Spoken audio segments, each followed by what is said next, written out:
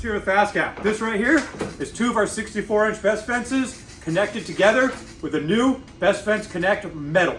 This is an aluminum connector for our best fences. We still have the original version, the wood one.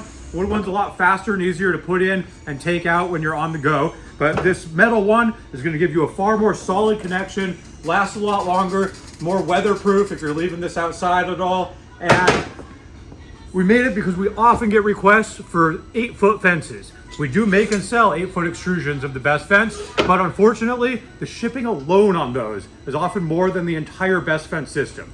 So we don't want you to waste your money. If you want a connector that takes a little bit longer to put in, but gives you a much more solid hold like this one, and you're gonna get 32 extra inches than you would from an 8-foot fence if you connect two 64-inch fences, this is the solution for you.